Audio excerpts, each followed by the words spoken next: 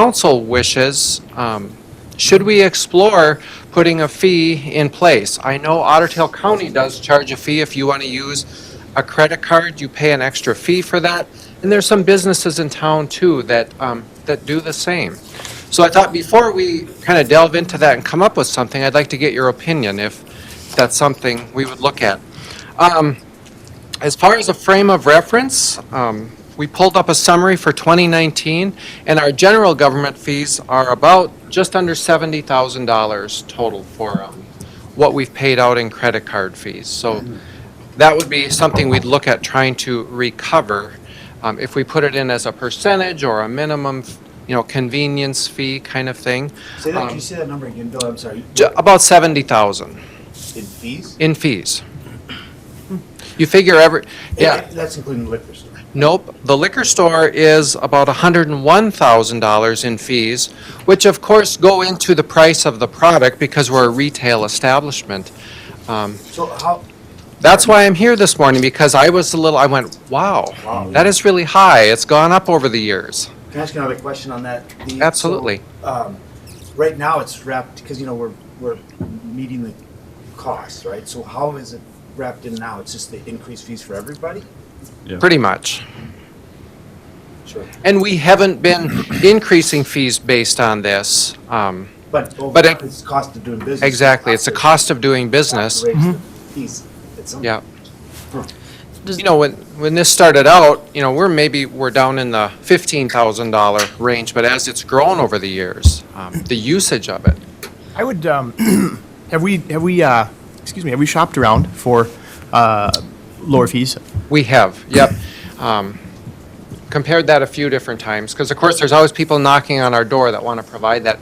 So our rates have been pretty good, but Who do we use now? through US Bank Okay. for our main, and RevTrack as well. Caroline? And then one more follow-up to that. And the liquor store is a company called Cayenne, and we have to use them for the liquor store, but the rates are competitive because of our point-of-sale system. Interesting. Does that include, like all the like when people pay their bills on the website too? Yes. Okay. Yeah. Would that change with, the change of the website? Is that maybe more a Lynn question? We're currently using RevTrack for that, so we would have to look at, I'm sure that would work with our new website, but do we We'd like want? to change companies we're working with, we just haven't made that decision yet. Okay. Do you have any idea what their fees would be in comparison to? Nope. So, like I said, I have done zero analysis on this yet. I'm just opening the conversation because I thought, well, this is a big number, and so I come with no recommendations today, but Brent, did you have a question? I know that, is it a set fee or is it a percentage? for us, it's a percentage. And do we know what that is? I don't have that on the top of my head. So you mentioned Otter Tail County. Do they just have a? I believe it's a percentage. Or you pay a certain amount more? Yeah. If you pay if you go to if you want to go and pay your tabs for your car, or vehicle, then you pay A percentage of the a bill. percentage of the bill. Yeah. 3% or something, Yep. like whatever it is? I think the consensus would be maybe to get staff to look at it and come back. Yeah. I think so too. We'll put together a recommendation. I just, And then can we look into that website piece too? absolutely. Yep. One quick follow-up on the liquor store, that, those fees are definitely necessary because it's been shown that when customers can use their card, they tend to spend more. Right. So that, it's good for the budget. That's a really good point. Yeah. Yeah, That's retail is different than coming in and paying your water bill. Right. in my opinion. Like it's just a regular. Yep, water bills, permits, fees, special assessments, so, Loans through the different loans. And right, the usually, loans. a good ballpark number to use for that fee that they charge is about 1.5%. It's in that neighborhood, so. Yeah. And I'm thinking our fees here at City Hall might be slightly higher than that. Like I said, the liquor store is more Yeah. competitive because of volume, but our volume here, because they're separate providers, so. But we will explore all those options. We'll look at the website option too, as far as, do we move away from RevTrack and look at a different way of doing that? So, Sure. okay, we'll come back to you. Thank you, Bill. Thank you. Item number 2 is the South's land donation. We'll call on our city administrator, Andrew Brumsted. Yeah, thank you, Your Honor. Members, good morning. I was approached here within the last few weeks by Alfred and Connie Seltz. They own 2 parcels of property. Both are very small parcels located in the northwest quadrant of the Freiburg and Summit Avenue intersection. That is kitty corner from the Levy Pool, directly across the street to the west from the Levy Field. And then the high-rise would be to the south, just to get your bearings. There's a map within your packet that I think shows pretty well what those 2 parcels are. The Seltzes previously bought this land from the city. She indicated they paid $6,000, and she didn't remember how long ago. So they've recently inquired with Habitat and a few other folks about donating the property to them. And unfortunately, due to the topography and the size of the lots, they're not buildable today.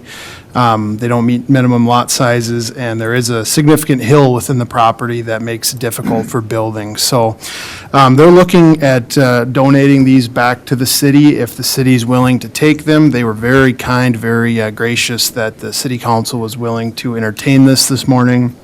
And in talking to Public Works, it wouldn't be a big burden for us. We already do work in the area with snow removal. There is one sidewalk that runs along the property that would have to be maintained, and then there's a small area that would need to be mowed, but because of the work we do in the area, it wouldn't be too burdensome, and we feel we can do that within our existing operation.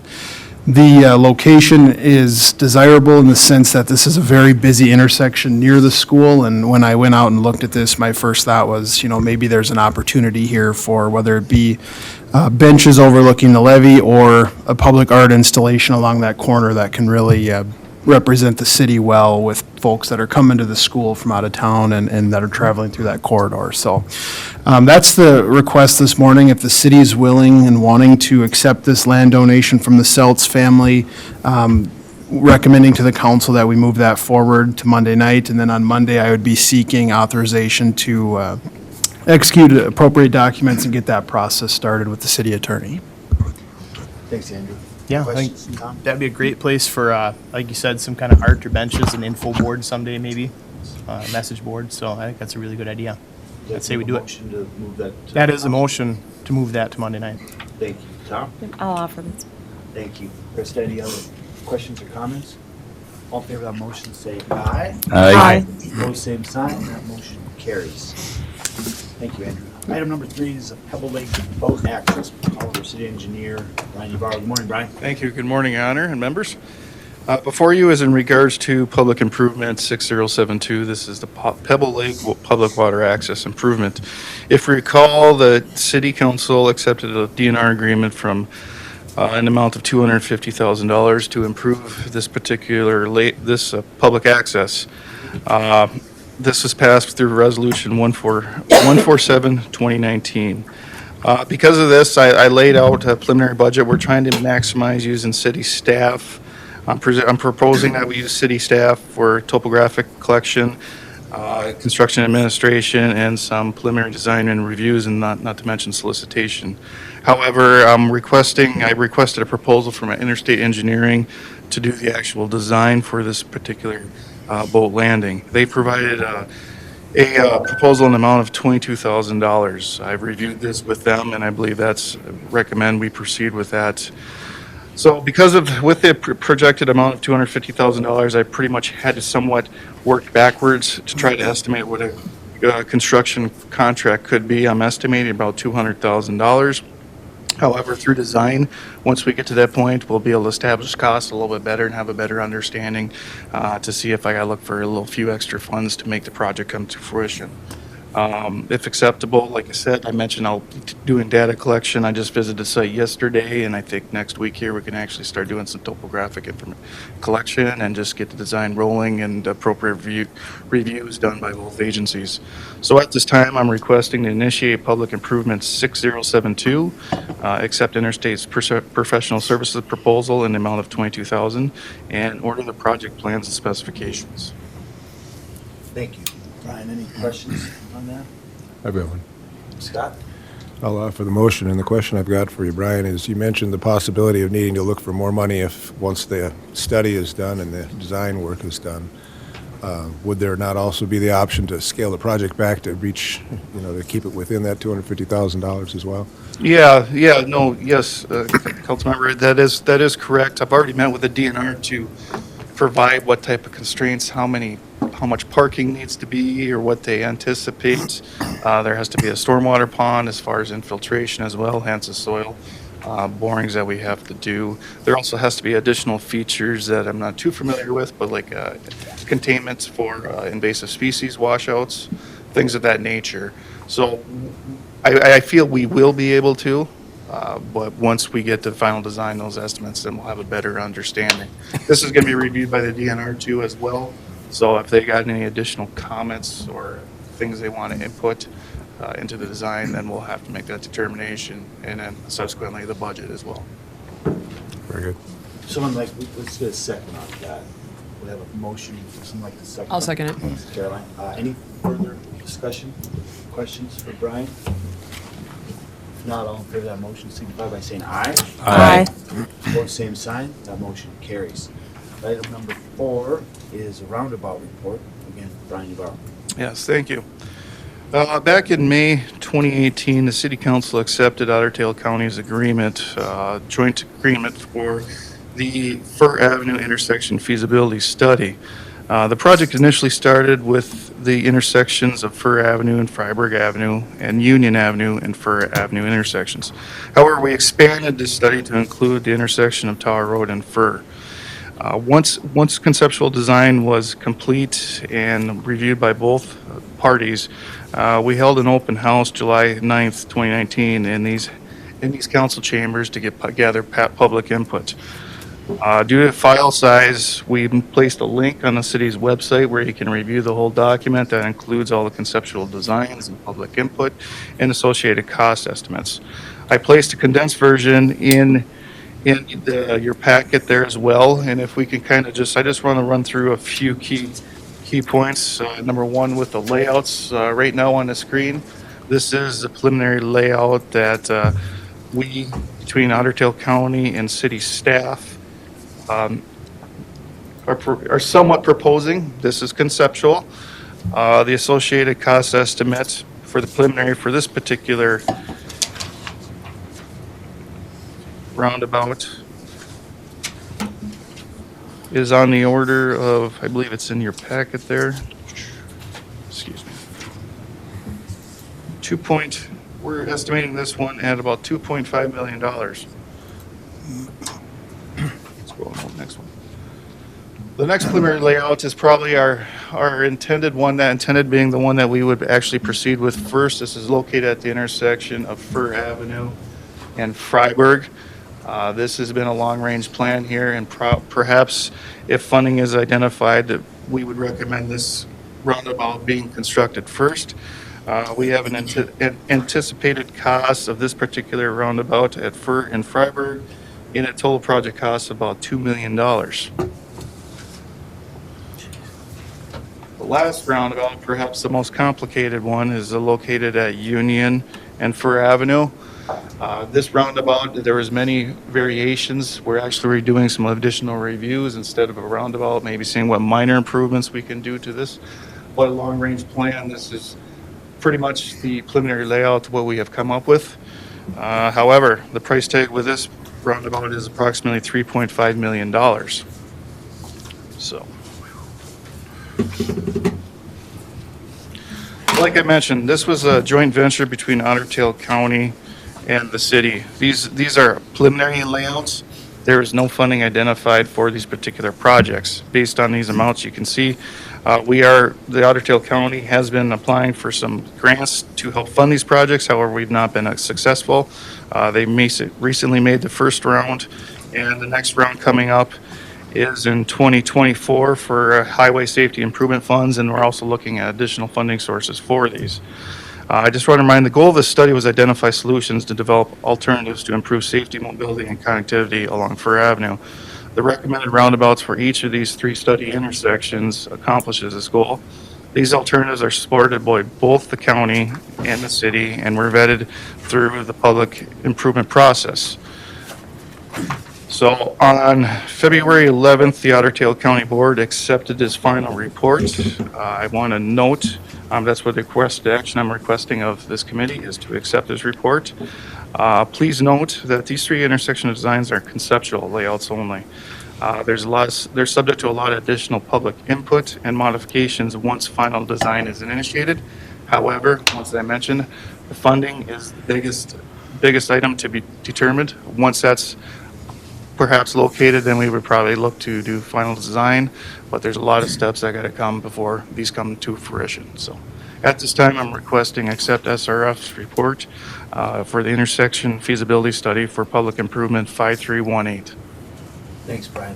Just a question, particularly with the Union and Fur Avenue.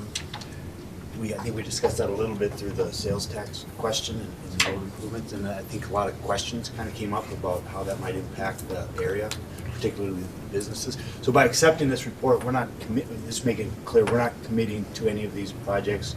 We're not saying that that's what it would look like, or that it's just accepting the report that the county initiated for the preliminary study of these. You're solely accepting the deliverable, which is this report right now. Yep. There's no further action going to be taken with these. Just want to make that clear that we're not accepting or saying that we approve of this roundabout at that location without, Correct. considerably more discussion from the city and from the business. Yes, as you can see too, there's a lot of variations between Union, the intersection of Union and Fur. It's a very difficult intersection, to say the least. Yes. Hence the most expensive. But yes, the number one goal is to provide as much access to the abutting properties as the maximum extent practical, while maintaining the intent of a roundabout. Sure. That's the one that just most directly impacts, changes the neighborhood, the feel, businesses and stuff. So I think that's the one that I've heard the most about. We just need to be very sensitive in that one when we talk about moving forward. And there's no funding. This is years in the future. We all know that. But Scott? I'll offer that, Yeah. and I have one question. Yeah. Someone like to second that? I'll second that, Your Go Honor. ahead, Scott. Brian, you said there wasn't any funding yet, and I understand that part of it. But I think you said that Otter Tail County has applied for, but then did not receive any funding through a grant, and that they are continuing to look for funding. Is that what you said? Correct. On the city's side, are we also applying for grants? Are we actively doing anything toward finding the funding for this, or are we just waiting to see what Otter Tail County does? We're pretty much, Otter Tail County being the lead, we're pretty much, no, particularly, we have not solicited for any type of funds. Last round we did was for a TAP application. I'm still awaiting the results for intersection of Union and Stanton right now. But no, for highway safety improvement programs, we usually rely on Otter Tail County to be the lead for applying for those applications. Okay. I wondered if there would be any advantage to us, particularly for the one at Fur and Freiburg, if that's the one they're actively expecting to get something happening for sooner, if there's any way we can be working along, simultaneously with them to try and find the money at the same time, or if it's just going to be up to us to catch up once they get some kind of a grant. We do work with them when it comes with the reports and provide the information, but they do have a little bit more staffing ability to apply for some of these grants. However, like I want to note, the HSIP one was in 2020, was the first round. The next round is in 2024. So there's not a lot of grants too as well to go around when you look at statewide when it comes to these types of items. We may have to look at other alternative sources, such as the cities would be probably more of a state aid, saving up our state aid monies, and along with the county too as well. It depends on, based on all the priorities. If it is the priority of the county and the city, then we need to look at that aspect right now. Thank you. Brian, any other questions? I think at this point, $2 million for a roundabout is too much money. I would soon rather see us put $2 million into fixing the roads we've got, basically. So I wouldn't want to see staff waste time on chasing a grant for a roundabout until we fix the roads that we have. Thanks, Anthony. Other questions, comments? And so with this, just to be clear, we're just accepting the report that's already been, the county has accepted, so. But to Anthony's point, if we are going to go out looking for future money, the staff would come to the council with a project that they're actively going after initiating. Is that accurate? Yes, I guess that's accurate. And, you know, we have not even had the conversations of these 3 roundabouts, what the council would consider as their priority number 1.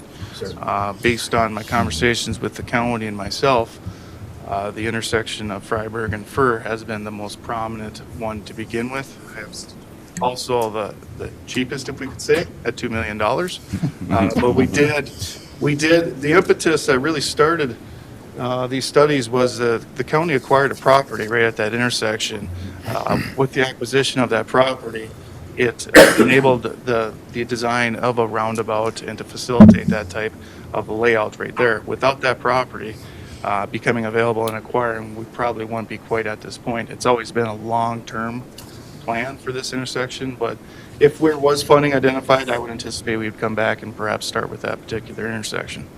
I have had discussions from people in regards to trails in that particular area too as well. And yes, and to answer that question, when that does come up, and it has come up, yes, we would be working with in integrating pedestrian improvements with these non-lung trails as well. Sure. Thank you, Brian. So there's a motion and a second to accept the SRF's report. Any other questions? Greg? No. All in favor of that motion, signify by saying aye. Aye. Opposed, same sign. That motion carries. Thank you, Brian. Last item on the, it's not on the agenda, but we have one additional item. That is public improvement number 5329, which is the reconstruction project on Trunk Highway 210. Brian? Yes, thank you, good, Your Honor. Just want to provide you an update in regards to public improvement 5329. This is MnDOT's Trunk Highway 210 reconstruction project. If you recall, we entered into a cooperative construction agreement to lower our utilities that are adjacent to this project. On February 28th, MnDOT accepted bids for this project. Based on the bid price, the city shares increased approximately 30% higher than initially estimated. Pursuant to the cooperative agreement cost schedule I that MnDOT just recently revised based on the actual bid prices, I want to note the city's pro rata share for the mobilization bid item was and remains at 0.3% of the total project cost, joint project cost. However, the apparent low bidder's unit price for mobilization is they submitted was 11 times higher than MnDOT's initial estimate. A few additional items were higher than initially estimated, but the mobilization, based on the pro rata share of 0.3, this contributed to a significant portion of our price increase to the city. The table I provided here was the initial estimated costs and then the reflection of the post bid, which is notified in the post bid column. The third column I have here is a net increase. So initially, I'm estimated of total project costs of $315,950. With the post bid, we're looking at about $415,700. This is an increase of approximately $100,000 for this total project cost. It's not determined yet if MnDOT's going to award this project. They did receive considerably higher prices of the total project than they estimated, so that's yet to be determined. But if they decide to award the project, they would still plan to start construction here this summer, and they also propose to do a project website. Once I have that information, I will disseminate the information. It's unknown, but the project website will be hosted by MnDOT. With the budgetary impact, I also provided the same table, similar format, and how these increases impact primarily the sanitary sewer fund, water fund, and a little bit additional monies from the MSA. So at this time, I'm just offering some information on the bid results, and I'll entertain any questions you may have. Thank you, Brian. Any questions? So we don't have any say in what happens here to a certain degree? In a certain degree, no. We entered into agreement with them. However, I have filed a letter with them because they, like I mentioned, District 4 has been meeting with staff, but I did provide a letter with my concerns about based on these bid prices. Is what it determines is when you look at the total project cost of MnDOT, there's not a lot of information I can give you on the project other than it was significantly higher to MnDOT than what the city's occurring rate here. Just got off the phone with them. They're still contemplating if they're going to award the project. Generally, they're going to have to shuffle some other projects to make this one. But it sounds like they still might consider this project. It's going to be a great benefit. Just want to note for the city moving west, however significant. But there's in general, towards the end of the project and everything, I still think there's some room for negotiation. District 4 does understand how much this costs the city. We're dealing with pretty much central office with MnDOT. They have made requests and see if there could be amendments to the agreement such as this. However, we've not had any success yet. Thanks, Brian. Any other questions for Brian? So what is the city's share? Thank you, I appreciate it. We're just speaking. My brain gets going. What is the city's pro rata share dollar amount right now? Did you say, so it's 0.03% of the total joint agency project cost? Yes, that was on the mobilization. It's an itemized schedule that they give us, and it's a pro rata amount of 0.03. So is that using this, would we go off this post bid number right now? Is it 0.03% of that? Yes, so the mobilization, for example, was approximately $150,000 in the initial estimate. I believe it was $1.6 million that the contractor placed on. Wow. Okay. I'd rather be us than MnDOT. What's that? I'd rather only have a 30% increase than 11 times. I know, right? Yeah. I'd like to note, talking with the project manager, they wanted me to note two things. Number one, if there's any questions, she'd be more than happy to come down and speak to the council next Monday. She mentioned to remind as well, if you recall that emergency storm repair south of Walmart, that was some time ago I provided information update. They took bids on that too as well, and that came in to about $430,000 for that project as well. So they were seeking assistance from the city as well because we were exceeding our permitted flows, and we still are, and we still have to do that review. However, based on the prices that they're able to negotiate, they are covering those costs thus far. I'm not saying that to, other than just want to note it, what MnDOT had said. So it's just a matter of there's enough work out there that's just what contractors can charge? Well, it's the market prices. I always call it the confluence of a lot of factors. We know what's going on in the world right now. Could be even the local. There's a lot of determining factors at these times. I'd just be very cautious as we move forward. We have our annual projects that we're doing. We don't have any quite as large as we did in the Mount Faith project as well, but we'd have some smaller ones. Yes, in those instances, we may have to look at the prices. If we don't feel comfortable, we may look to reject the bids and perhaps try a different time. Sure. We have that ability. We take these bids if they're out of our estimate, we don't feel comfortable. If we feel the market could be better at times, we would do that. Just and this is kind of, if I can just note as well, when a lot of communities will indicate that let's get these projects out early so we can get bids, and this is a prime example, in my opinion, of the differences of that. Right now, we're with these prices, we're not going to, for instance, bid some of our mill and overlays in hopefully another month or so, and maybe we will see a difference in prices, hopefully cheaper. But this early springtime, it's been noted around talking with a lot of peers and right now that they're seeing some significant prices. I believe this project right here is approximately $4 million over the initial estimate. Ouch. All right, thank you. So I'm concerned, I am very concerned myself, but this is where we got to really look at some of these numbers and see how we want to approach some of these projects. Thanks, Brian. Anything else? I think if I was MnDOT, I'd reject it. Yeah, right. I mean, the road's not that bad at this point. I think reject it and try again next year. Well, that was noted in my discussion with them that we wouldn't be lowering these utilities and spending these funds if it wasn't for this project. Yeah. So when it comes to our interest, I recommended that, they did not really support the project. However, it would be nice for the community, but at this cost right now. Thanks, Brian. Thanks for that update. That's the last item on the agenda. If there's nothing else to come before the committee, just remember on Monday at 4 o'clock, there's an informational session on tax increment financing. Baker Tilly will be here along with Clara, and we'll have a good session, get the council and the public up to speed on that. And city council meeting on Monday. And with that, we're adjourned.